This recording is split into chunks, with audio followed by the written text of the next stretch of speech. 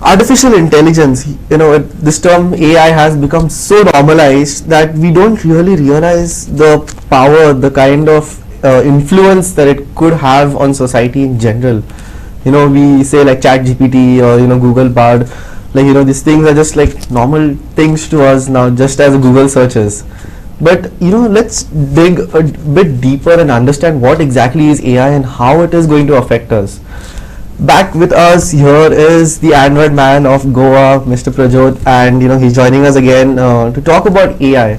So Prajyot, can you tell us what exactly is AI? Right. In the simplest term, Subhashish, it is a data that has been collected and an intelligent system that has been built, smartly using it to get you the output. Right. In that very layman term, right? Artificial brain that is using the content which is already there. It is doing two things. One is using the same content and generating a new content based on some logic which has been there. And this has been something which is not a new terminology. It has just been getting talked now because of the the bards and the open AI is coming into place. Right. This has all been there. Right. AI is not a new term. Machine learning, AI, they all go. I mean, all the technologies are all grouped together. But there is a lot of training and the processing that is happening right now, right? I mean, AI has got a huge scope now, and why it is getting talked right now is because of its application in different domains. You talk about medical, you have robotic surgery which was there, but now you have an automatic intelligence that is coming into place, which is an artificial brain, which is plugged into it. So then you just need to pass a few commands, and that happens. Similarly, healthcare, tourism. Every section there is an artificial intelligence. Background to all of this is the training that happens. It has to be trained and it has to be fitting. Like when you type something, it has to give a generative, because before giving you that answer, the system has to understand it. What so there is a lot of AI and machine learning. I think they're kind of paired together in specific use cases like open AI and bards. All of these are all interlinked. But yes, artificial brain, a bit of a logic to streamline entire processing. Yeah, but like now when we see AI, people use it, like you can just get an article done, you can get your assignments done, write an article on say a personality, you just type it in there and it'll give you an article. You can even tell it the exact number of words you want, 300 word article also. Yeah. But how does that really, affect the work culture here? Because if you see maybe in a programming, you can ask it to write a small code. Yeah. So now if you are working as a programmer in a company, at a lower level, and you can just ask ChatGPT to write your code. Yeah. So how do you see it? Does it aid the techie or does it really work against the techie? Yeah, I think there is a yes or no to that, right? So in technology, I think let's talk only about let's say open AI for that matter. Right? We use ChatGPT for two things. Someone would generate the entire piece of code or an information, or can help to understand the piece of information. As a developer, and I would rather say developer of different engineering itself, I think there is a human brain and nothing is powerful than that, right? Yeah. AI is built by a human on a human inputs itself. So essentially we have just got a different angle to it. Why ChatGPT is come into place is essentially because of the kind of help it has been providing, right? On Google, if you really go and type something, then again the corresponding searches you will have to go and type unless you click on it. What was Google? Again, it's a content which is user generated and mapped to a particular page, right? A similar situation comes in the other way. Now coming to how it can help, I think the direction of how it can help depends on the usage of how well you can utilize it, but do not overuse it. Now what I mean by that is, writers, right, they are the most suffered ones here, right? Because you want to generate a content, you will get the same article, and I have done these experiments multiple times, and you see the kind of content gets generated, at least 10 or 20% is repetitive, right? It's the same content. You can come to know it's a AI content or a not, right? And AI tool is not new. They have been there for quite some time now. They are not new. ChatGPT has simplified the mechanism. It's essentially like saying you have 50 tools of AI in 2017. Now you have got just one tool that does everything, right? Now for writers, it is a big pain because you have a kind of, you can either write an article. But how about this? You can still use in ChatGPT, get an overlay of information like a background or overview of an article, and then you write your article. I'm a big fan of writing from scratch, right? May it be because I think writing has an experience. what it is for writers, it's same for developers. I think the fun of development is, one is speed, which obviously you can get either ways with OpenAI. But second, obviously, is the experience of writing. Nothing beats human brain. Yeah. I'm still, first level of information you can use. Writers can use it just to get a background of an article, right? And we have to also understand that there is a limit of 2019 on, ChatGPT. So the content after that obviously needs to be trained again, and the speed, right? So all of these would have some restriction either ways. But overview, code, understanding the structure, explanation, all of that is possible, right? But what about the reliability now when it gets all this information, right? Do we know exactly, like as a user, when I log on to ChatGPT, do I know where it is sourcing all this information and how true is it? Yeah. So I think if we just rewind back, the very fact that we get a new phone, Android, right, and then we say that we are okay to give our location to anyone, right? I think we've exposed the entire privacy factor here, right? The very fact that we checkmark and we don't really need terms and conditions, right, from Facebook and other companies as well. I think we have exposed the data. We know where we are sitting right now. We know where we have traveled, how I have come, how you have come. Everything is exposed.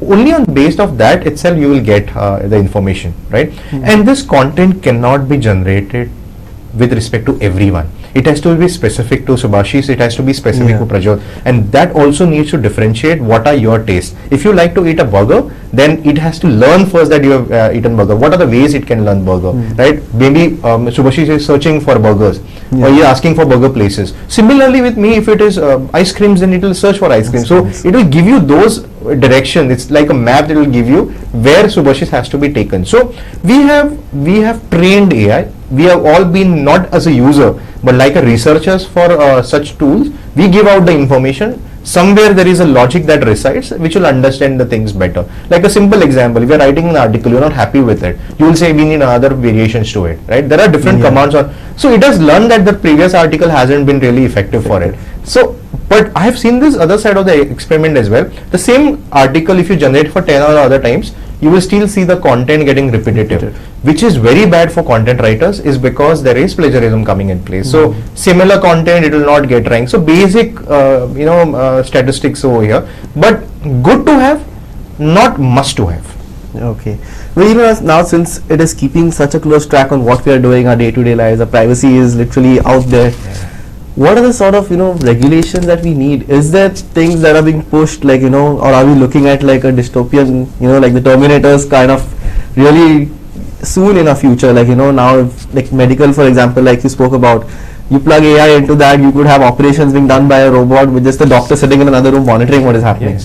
So how close are we to that, and what sort of regulations are needed to kind of put a cap on AI as to how fast or how slow it progresses? Right. So I think this denomination is completely different for India versus the rest of the world, right? I think even Modi ji, when he was in US, the AI was much talked about, right? And I think the togetherness of AI also, America and India also came in place. So I think the direction is very clear. From a government perspective or an infra perspective, a simplest any organization would think is cutting down the workload and cutting down the workforce, right? The moment a workforce is down, they have a liability in terms of research, right? And I think the similar way how there was a conference that happened with OpenAI, right? And then there was a question that was asked, can India build it? And the question was flipped, and now you have Indians thinking about building on AI as well, the challengers to ChatGPT. But the point which I'm trying to make over here is, it's not about the impact, right? Impact can be created otherwise as well, right? It's the way, the channel, right, in which how it needs to. I think the idea of using AI needs to have a good direction, and direction comes with laws. Too many laws in India will always restrict users. I think India has gotten used to ChatGPT, because everyone whom at least I have spoken to have inclined towards ChatGPT, and that's the normal source. Even if you talk about programmers, they have ChatGPT. So legalizing or channelizing the force towards legal side of it can get really complicated, because then you have to hit to every domain. Healthcare, medical, pharma, everything needs to get properly. But I think there are challenges to this, to be honest. But companies are going to adapt to AI, because it's for a company's perspective, they have power and resources to cut down. Similarly, from an employee perspective or a resource perspective, they have to get smarter. There's no other way to this. I mean, we are living in a challenging, essentially, if you see, I've tried this, taking an article from any other random sources and generating it, and you see a lot changes, right? I mean, 5 Yeah. seconds and you still have entire 4,000 characters, 5,000 characters can be generated, regenerated. You have the control, right? I think a lot of articles that have influencers, so-called as, right? Yeah. They have been just ripping off the content from internet and posting it. No one really cares in it. I'm a big fan of, personally, privacy and optimal use of the content, because I think the content fresh has its own taste, right? I think Yeah. that's how I would like to keep it. Companies using it, that's a personal call, but as far what the inclination looks like, I think AI is going to be something that people have started adopting. Okay, speaking of creativity, now, we were speaking earlier about, how AI, you can just type in, I want a picture with a bird, kind of catching a fish. Yeah. Now, this kind of detail, like, an AI can, like, give you a picture so detailed when you just type in a question. Yeah. How does it really affect creativity? Like, if now a photographer captures a good picture of, say, a tiger in the wildlife, you can just ask AI to do that. It will look photorealistic. You won't barely be able to make the differentiation. So how does that affect creativity? Is that sort of something that we really need to worry about, or is it something that a painter's painting will any day outmatch what AI can generate? Yeah. So I'll just enlighten a couple of things here. I've tried these tools as well, not just in painting. I mean, simply if I have to, have a bird in, say, Spain, and colors around everything, just need to type give a detailed description. My picture is ready within under 5 minutes. Now, creativity side, the quality of the image is great, right? I've tried the repetition of it also. There is a kind of images that can get duplicated as well. But again, I think creative has its own sweetness. I think we as Indian, I would not talk about the world, I think we need to admire that over dependency on ChatGPT or any other AI tools can really hamper creativity. I mean, artists would like to get some credit for the work, right? There are tools such as Photoshop. I think there are a lot of advancement coming there as well, right? I mean, you want to remove the background, it's becoming easy. I think it can aid, but I don't think so. The creativity, should be touched. I think that's a different ball game altogether. But again, they would certainly have challenges, right? Creative person have to have 100x creativity. I would rather put it. I think to stand out in the crowd, they have to stand out by themselves. I think that is happening to every field, not just this. Creative writers also are very. I mean, there was some agitation in US. I read about that people were on the roads because they felt that overuse of ChatGPT and they were fired, right? I mean, this is going to happen. I mean, today there are tools which you type the script and the videos get generated automatically. There's so many automation. But then there is no quality and creativity to that. I think creativity still need to stand out. Creative work is an art. It cannot, I mean, you cannot generate that artist from, GPT or other sources. But even now, since you can create such levels of detail, even a video, how does it affect, when you say about cybercrime? Yeah. Now, suppose I give a call. I've seen this, I've heard about it. I don't know whether it is true or not, but the fact that you can call someone and you can have AI reply to that person. Yeah. So when you say hi, the AI would reply hi, and you can basically, kind of get information out, or you can get as if you're just talking to a normal person. Yeah, that's correct. So how does that kind of since you worked with the police, on these hackathons and developing cyber security, how do you kind of get around this aspect? Like, you have AI that's kind of doing all this on its own. So how do you really find out that it was AI that was doing this? Yeah. So I think there are yes or no's to that, right? The AI can be utilized in the customers, like for example, complaint registration, right? Someone just gets, it's nothing but a voice call that records everything, some trusted route, right? So all of those can be channelized really well, right? Someone gives a call, dial 1, 2 or whatever, speech record, everything, that is all possible. Now, how can someone protect it? So we are living in cyber bubble, right? Anything is unpredictable, everything is unpredictable rather. So I think the security part of it, I think we need to, there's a lot of highlight on the cyber cell and cyber cell. They are doing wonderful work. I think Goa cyber cell is doing wonderful work. Cops are doing really their job at that point. But we cannot really have the entire onus on them saying that you go and solve that issue, right? I mean, we need to look at our phones as well. I mean, are we secure enough in the thing? The very fact that I give my phone to someone else, you sort it there, right? So we need to build a bubble and we have to privacize that, right? I mean, I think the privacy is in our control. We cannot give it to someone. Cyber cell would happen. I mean, passwords, regular password changes, a basic sanity check which needs to be done, right? I mean, I talk to so many of them, they probably passwords have been, there is no two-way authentication. So authorizing are very challenging things, right? I mean, there are a lot of, you talk about SMSs, then it's very difficult to even figure out if the SMSs are coming from the right source or not. So I think the best way to just leave it in a way how you can secure yourself, then thinking about the bubble outside it. Because if you give an automated call and then there is some other middleman attacks, probably send your SMS which is not even from a department, right? It's very difficult. And then you will have a following. I mean, this happened recently with the Aadhaar linking as well, right? It's some messages that came in which said, you know, you have to link before X particular date, and then there was another follow-up that was not sent by us. So there are so many complications that will happen. I think we just need to look at stick to the basics part of it. AI would only help. Like for example, if there is a system which records your voice and registers a complete, great solution. Now you're expecting that to then follow up with you consistently, again a great solution. But then you expect that to then go to a level 3, explain. That's a complicated system to build, right? So need to smoothen. I think a lot of time companies are talking about AI implementation to hurry. I mean, it cannot be soon, right? It has to be stage wise. Understand, adopt, implement, right? You need to understand the usage, adopt to that ecosystem, whether they're going to really use it or not, and then implement it. I mean, this has to be like a 33.33% of each. That's when they will understand the usage of AI. Most importantly, then adopt to it. So now when you say like privacy, like there is usually this thing like where they say Apple is more secure than Android. That's why people say like I bought an Apple because I want my privacy to be protected. But like you said, like regular password changes and stuff like that. How sort of do we how does an organization kind of convince its users to start of doing this small set of things? Like now when you buy a car, you have your normal locking, unlocking, you have your alarm systems, you have the immobilizers, you have these things kind of fixed. So people don't usually say like a car was stolen because you were not careful. You already have this kind of security. So what about of mobile phones and laptops? Because we don't really think about it that much. Like if I just log into Google and I go to a website, they say you need to log in from Google. You just click on your account and it's already you're logged in. So how does that all work? Yeah. So I think there are. I mean, that's a very very extensive discussion on this. But I think when you sign with Google or there's nothing called as a perfect security or a perfect privacy. Right? Privacy is in our control. Security is how secure you can keep yourself to help. Whether it is a department or whenever the time is right. I think the very fact that WhatsApps, the Facebook, they've all been probably, I mean, many people go and upload the photographs. No one has really gone and checked the terms and conditions, right? When you go through the terms and conditions, you realize the photographs, I mean, you would read about photographs, you'll come to know who owns the photographs thereafter, right? So there are minute thin prints that no one really cares to read. Similarly, on the WhatsApp, we send photographs. Do we really care who is the source for that? I mean, whatever Meta comes with, enhancement with features are not going to help everyone. Still, they want a simple messaging. Still, a messaging and a voice call and a video call tool, and a multimedia sending tool for whatever it is. It's getting used as a business is a different angle altogether to look at.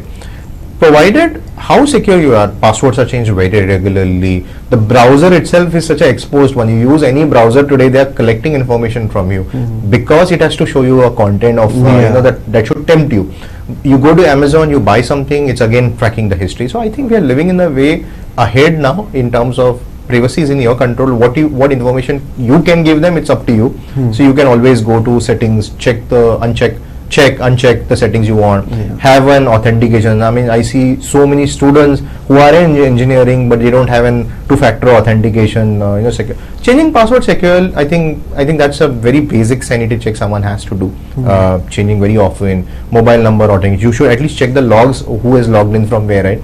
So those changes I think would make a difference, but I think security is something which is a long vast topic to get too deep into, but they should only protect themselves, right? Is my image getting protected? Because I see a lot of fake calls that happen on even in Instagram. Someone creates a profile and then there's entire hoopla that happens around this. I think they need to protect take a steady steps. There are cyber cell is really good in Goa, so kind of reach out then researching by themselves, right? I think they have a control. A lot of times cybercrime happens and then the report happens after 24 hours. It's a loss of time, right? Simple things that need to happen. I think we need to act first, right, before researching. Like someone has an hacked Instagram profile and they will probably say that profile is not mine. So are they going and reporting it first? Because there is an online, I mean, thanks to government, I think today we have everything online. Right, even you want any registration certificate, it's all online. No matter how much time does it take, it's a different topic altogether. But I think we are an online world today. Everything is there, and they can really grab the information. So act immediately is the first step to being secure. Yeah. Look, we've heard about AI kind of being used in a bad way, like to kind of get information out or steal your data. Yeah. Have people been trying to use AI to kind of fight this? Use AI against AI? Yeah. Like now we have antiviruses, we have malware protection, but are they trying to implement AI into this sort of thing where like normally you will get updates, right, for an antivirus every now and then you will get updates based on new kind of viruses. Can we use AI to kind of automatically kind of figure out what is happening wrong with your system? Yeah, so you can certainly, but that's not the exact usage of AI. AI requires training, right? Both AI and machine learning both need to go hand in hand. It needs training, right? If someone is searching, let's say there would be a point in the entire journey of conversation where that bot is going to, or an automation system, right? The AI system will say, sorry, I don't know this. For you it is, sorry, I don't know this, but by then it is getting prepared for the next question, right? Let's say if you want to know about Sanjao, if the AI doesn't know about Sanjao or what events are going to take, it is going to then research from there. So there is a backend team of understanding and smart people who will probably then understand based on that search, and that requires, AI cannot be built just by automation. It requires some sort of a training and then fine-tuning it and the distribution to write. Like if you are looking at the information in Goa versus someone sitting in New York, the information dissipation also is very important. So there is firstly understanding the user, understanding the demography of the user, where he is sitting, what time it is. All of those are bit of analytics which cannot be just done, right? Yes, updates can be provided, but then again it has to be consent from the user. The very fact that we have to get is on a consent. So the moment you say terms and conditions accepted, you have been done there and there itself. So you have all the information that it will. Every type, I mean, many of them, they also don't know that every search that you type on ChatGPT, for any AI tool for that matter, is stored and basic common sense, but it is also getting reutilized to understand your next reply. You can try this out for a good 1 month. You type the same replies, and once it learns, you will start getting a different replies altogether because it's learned from you. So it has to cater for you, cater for me, and cater for the audience who's listening to this episode as well. So it's going to be very specific, and I think that is the good way of looking at it. But overuse, bit of a challenge, can be trained anytime. You've been in this field, like you've been the world over. What is your personal view on AI? Right now, the place where it is at. Do you see it as more of like we need to go faster, we need to go slower, or we need control, or we let it flourish, like let people be creative and let's see where this goes? Right. So there is a yes or a no to that, right? So a few years back when home deliveries started coming in, right, and I keep talking about this. Let me give an example, right? So like home delivery, the food delivery apps, right? Who needed it back then, right? Because you had restaurants doing it, delivery by themselves, charging. Now you have subscription model, you have savings, and you have cashbacks. So that has tempted all the users to actually home deliver. Honestly, even I order home delivery when the store is even 5 minutes walk, right? Because it's convenience. Who wants to go walk in the rain? Now look at few months back.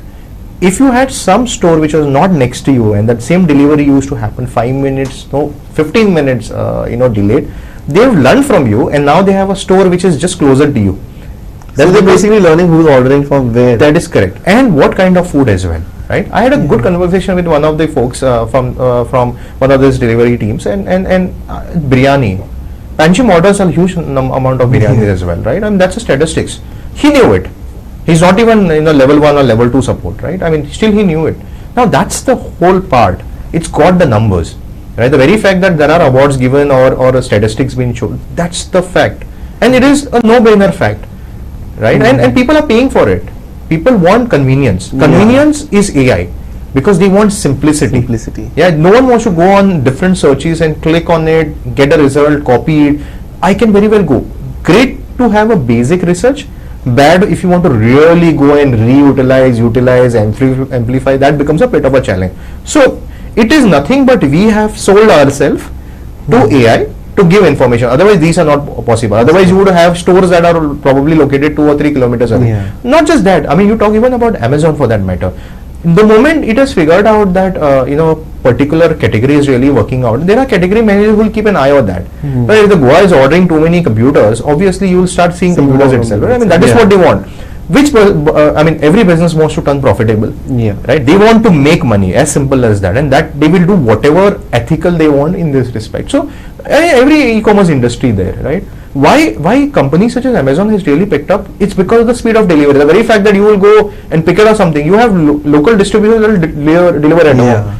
Fresh food, fresh everything. So I think that trumps everything. Convenience. I think that's the factor. AI, no one talked about few years back. Now they're talking about it because it's making life simple. We don't mind paying for convenience. That's the backbone which is supporting AI. Because see, we see it as a tool. But remember, there are a lot of processing that has happened that requires a CPUs, GPUs, right? There are heavy duty material getting utilized.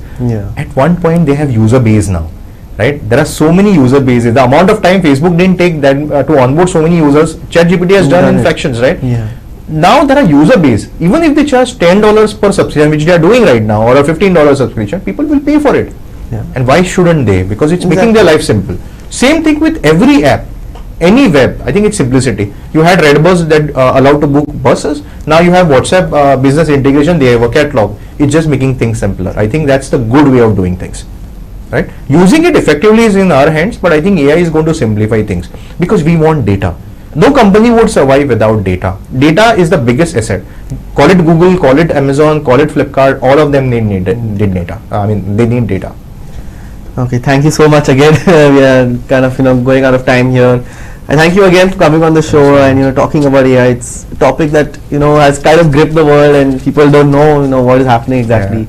So thank you again for coming on the show. Thanks so much for having me. And this has been the 365 show, and we will see you again next week. Keep watching.